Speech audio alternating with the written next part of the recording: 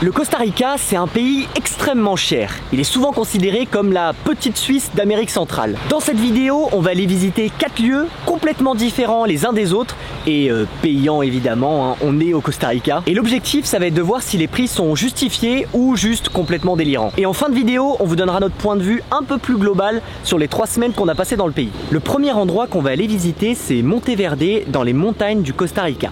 Bon, aujourd'hui, objectif, aller voir des petits animaux, des insectes. C'est un endroit où normalement il y a des grenouilles, des araignées, des scorpions, de ce que j'ai compris. Alors non, j'avais rien compris. Les scorpions et araignées, c'était uniquement à l'entrée dans des tableaux.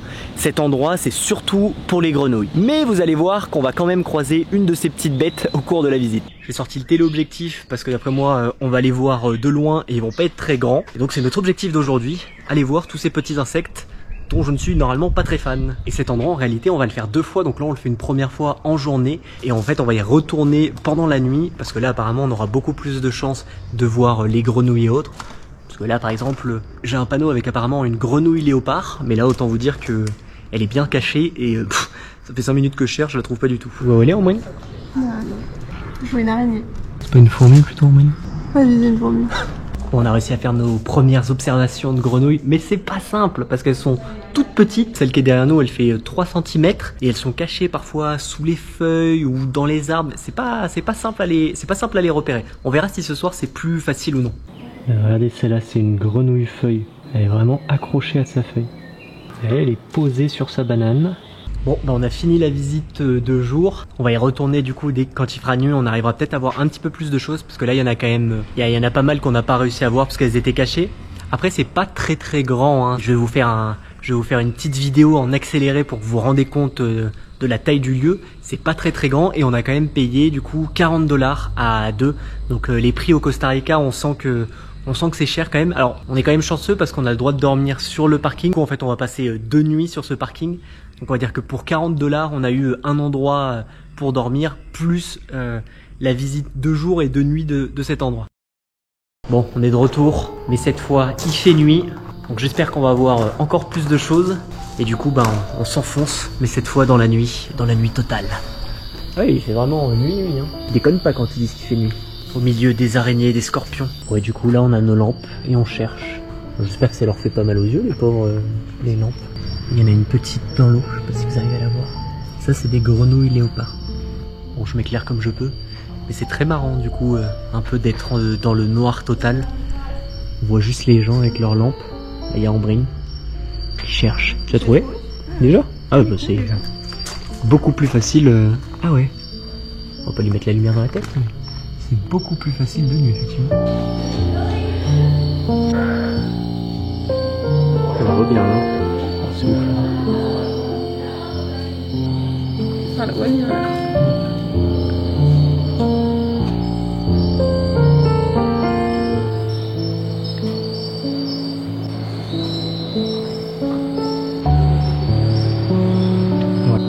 Elle est cachée au milieu des plantes. J'allais faire ma petite commission et regardez ce qu'il y a juste au-dessus de moi. Donc du coup je vais pas aller dans ces toilettes. Juste au-dessus des toilettes, j'allais m'asseoir. Heureusement j'ai regardé parce que là j'aurais eu une grosse peur. Bon. On ira au café. Eh ben on va aller faire nos besoins quelque part d'autre, en vrai, je te propose. Bon, et très marrant parce que du coup on allait dire à la fille de l'accueil qu'il y avait un gros scorpion dans les toilettes des hommes. Et elle nous a regardé, elle a fait mais non, je m'occupe pas de ça, moi. Donc bon, bah il va rester là, le scorpion, je pense. Tu étais contente en moyenne de cette expérience? Ouais. Ça t'a donné envie d'aller voir, de faire un vrai truc dans la forêt? Ouais, j'ai hâte de te voir devant des araignées et des scorpions. Et déjà, j'ai failli faire mes besoins devant un scorpion, ou presque sur un scorpion. J'espère qu'il n'y en a pas dans le van actuellement. Bon, aujourd'hui on va faire un truc typique du Costa Rica. Là on est à Monteverde, à la Cloud Forest. Alors il est un peu tôt, hein, il est 6h40 du matin. D'ailleurs je suis en t-shirt à manches longues. Alors c'est pas pour le froid en réalité, mais c'est surtout parce que apparemment il y a pas mal de moustiques. Donc on va éviter de se faire trop piquer. Et en fait le truc de cet endroit, c'est une petite randonnée dans une belle forêt. Et c'est un endroit qui est très réputé pour voir plein d'animaux. Apparemment on peut voir des singes, des serpents, des oiseaux, enfin il y a vraiment plein de choses. Donc ça va être l'objectif de cette matinée, c'est pour ça qu'on s'est levé très tôt. Le parc il ouvre à 7 h et on va être à 7 h à l'entrée du parc. De toute façon on va être les premiers vu qu'on a, on a dormi au pied des portes du parc. Voilà, on est presque prêt à partir. Ambrine est en train d'acheter des tickets. Alors par contre qui dit Costa Rica dit cher. Là l'entrée au parc du coup c'est 50 $ à deux. Sachant que je pense que c'est un parc où on va y rester la matinée. Faut qu'on n'y passe pas non plus toute la journée. Donc quand même 50 $ pour une matinée. Allez, c'est parti. Direction le trail Nobosco. Et on va parler doucement parce que l'objectif c'est d'essayer de voir des animaux quand même. Bon, du coup c'est vraiment une randonnée différente des autres parce qu'on marche tout doucement, tout doucement. On essaye de repérer des trucs. Pour l'instant on repère pas grand chose. On entend le cri des oiseaux, le chant des oiseaux. Mais on voit pas grand chose pour l'instant. Ça se passe bien la balade en Ambrine? Ça pourrait aller mieux. Il y a des énormes temps qui nous tournent autour, qui se posent sur nous. Là, ça fait 500 mètres qui nous suivent, il y en a 2 ou 3 et ils veulent pas nous lâcher. Il n'y a toujours rien vu pour l'instant. Voilà la meilleure image que je peux vous donner pour le moment. La nonne Ambrine. On arrive au premier point de vue, on est dans les nuages. Bon après c'est normal, hein. Elle s'appelle la Cloud Forest. Donc c'est sûr qu'on c'est normal qu'on soit un peu dans les nuages. Et là c'est sûr que ça donne de suite une autre ambiance. Bon, ça fait 1h30 qu'on marche, on n'a toujours rien vu, il doit y avoir des petits oiseaux. Et là, on arrive du coup à l'attraction qui, je pense, va être la plus grosse attraction de tout ce qu'on est en train de faire là. L'attraction du jour. Un pont suspendu. Parce que ouais, sur les animaux, on n'est pas chanceux du tout, ou sinon c'est qu'on n'a pas du tout l'œil, on n'arrive pas à les voir. Mis à part quelques oiseaux, on n'a rien vu du tout. Bon alors, Ambrine, qu'est-ce que tu as pensé de ce parc? C'était beau, mais ça valait pas les 50 $, parce qu'on n'a rien vu. Après, on n'a pas pris de guide. Donc après c'est peut-être notre faute aussi. Ouais mais quand on... Là justement au début on était seuls. Là on a rattrapé plein de gens qui sont avec des guides. Donc c'est plutôt eux qui nous ont rattrapés. Et en vrai, la plupart du temps ils sont soit arrêtés devant des arbres. Et ils montent des arbres en disant bah voilà ça c'est un arbre. Ou sinon c'est des oiseaux, mais c'est des petits oiseaux comme on a vu nous aussi. Alors il y a sûrement des choses qu'on aurait peut-être pu voir avec des guides. Parce que globalement du coup on a payé 50 $. On a vu une petite cascade là toute pétée. On a vu des singes, mais en réalité les singes on les avait beaucoup mieux. Alors j'avais pas filmé, mais hier sur le parking on les a vus vraiment à 4 mètres de nous, donc on les voyait beaucoup mieux. Et on a vu des colibris aussi. Mais même chose hier, on est à l'entrée du parc où on était, il y a un café qui s'appelle Café Colibri, où justement on peut voir des tonnes de colibris qui viennent manger littéralement au niveau du café. Donc on les a beaucoup mieux vus aussi au café. Donc ouais, je sais pas, alors soit c'était vraiment un mauvais jour et on n'a pas eu de chance, on n'a rien vu, soit il fallait absolument avoir un guide et en fait tous les guides qu'on a croisés qui étaient avec des gens, dès qu'ils nous voyaient ils devaient faire genre ah non on voit rien.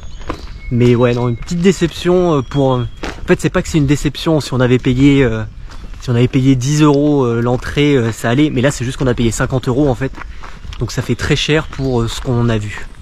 Et pour ce qu'on va en retenir, on va dire. Ese es el otro canto, uno de los otros cantos del Soterrey, del Great-breasted wood wren. Regarde comme elle bouge. The wren is on the ground, same, looking for insects. Hallucinant. J'espère qu'elles vont pas trouver l'entrée du van.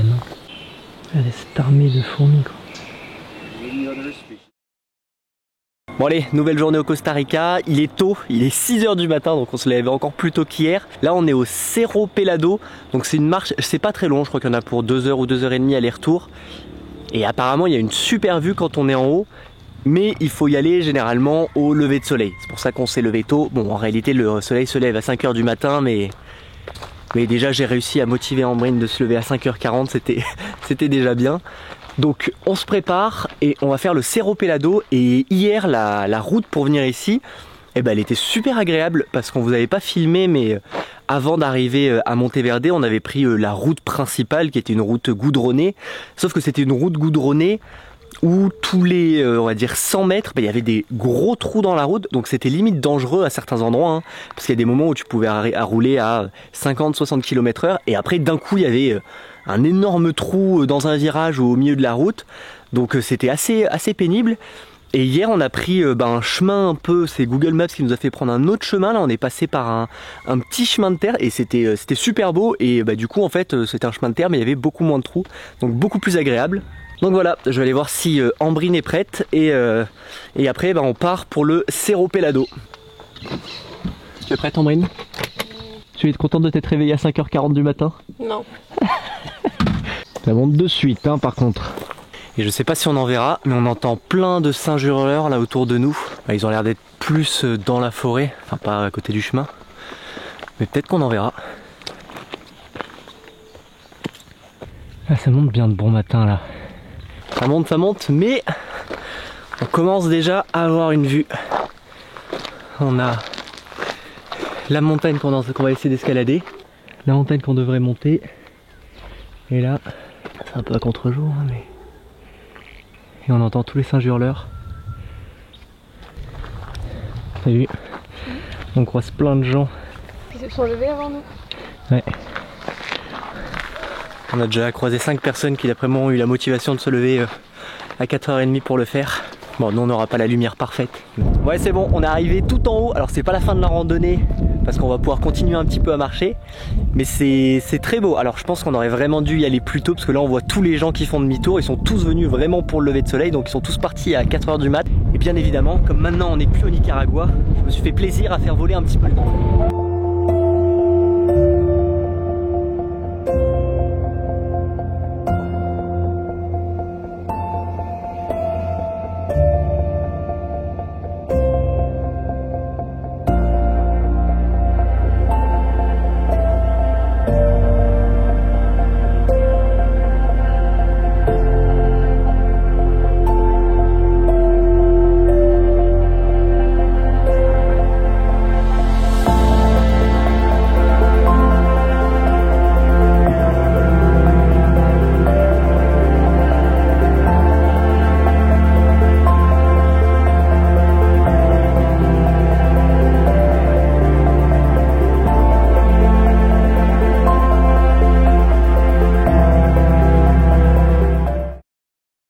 On est en train de se remplir en eau ce matin. Là normalement on doit aller voir une super belle cascade, le Rio Celeste, qui est juste derrière nous. Mais il y a des gros nuages, donc on sait pas si on va y aller. On sait pas si on va y aller maintenant ou si on attend un peu. Mais bon, les gens ils disaient qu'il fallait y aller plutôt le matin. Donc on sait pas, on va attendre un peu voir si le temps change. Et sinon on improvisera. Et pour l'instant on continue de remplir notre cuve d'eau. Bon allez, on est rentré dans le parc. Bon, il y a toujours des nuages, hein, on va peut-être se prendre la pluie, mais il y a tellement d'arbres au-dessus de nous qu'on se dit que ça va peut-être nous protéger un peu. Et donc là, on va faire la cascade du Rio Celeste, qui est un des lieux les plus connus du Costa Rica, vous allez voir pour la couleur de l'eau.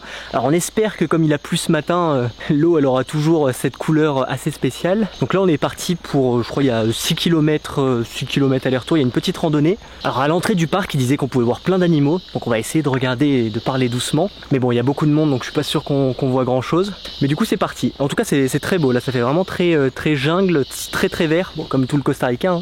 Mais déjà je préfère ça à Monteverde. Bon bah c'est officiel, on se prend la pluie maintenant. Ambrine elle a sorti le petit pluie rose. Et là je crois qu'on arrive bientôt à la première cascade, enfin à la cascade la plus connue.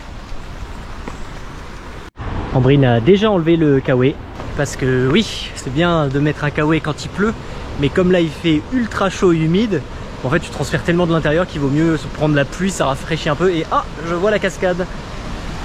Est-ce que l'eau est de la couleur que tu espérais, Ambrine, pour l'instant? Ouais.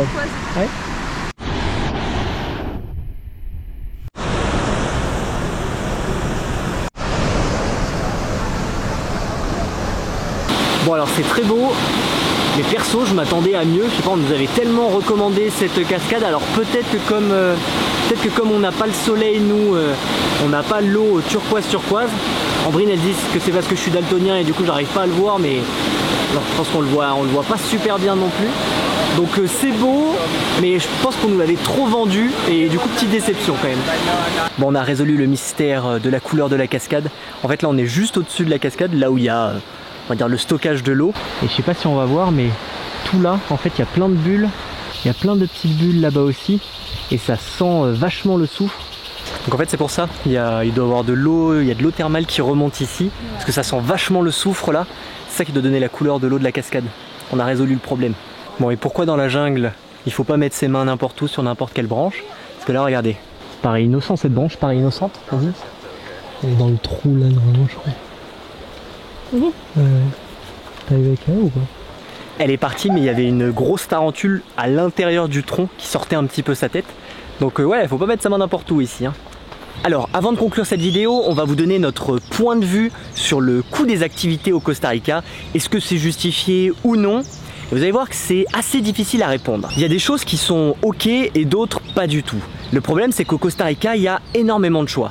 Si vous cherchez par exemple un tour pour voir des grenouilles, vous allez tomber sur des dizaines et des dizaines d'agences qui proposent ça, tous avec des super notes Google, et du coup c'est assez difficile de choisir. Nous, sur toutes les activités qu'on a fait au Costa Rica, on va dire que le tour avec les grenouilles et la Cloud Forest à Monteverde, les prix étaient pas justifiés, enfin on trouve qu'on a payé trop cher pour ce que c'était. Par contre, dans la prochaine vidéo, vous allez voir, on a fait les parcs nationaux de Tortuguero et Cahuita, et ça c'était cher, mais ça valait vraiment le coup. Du coup, c'est peut-être la conclusion de cette vidéo pour le Costa Rica, c'est prioriser tous les parcs nationaux plutôt que les tours et parcs privés. Et du coup, merci d'avoir regardé cette vidéo. Si vous voulez nous soutenir, n'oubliez pas un petit j'aime, un petit commentaire, c'est le meilleur moyen de mettre nos vidéos un peu plus en avant sur YouTube. Vous avez aussi le lien de Patreon dans la description. Au moment où je tourne la vidéo, vous êtes 2 pour le moment, donc merci à vous en tout cas. Et prochaine vidéo, on continue notre aventure au Costa Rica.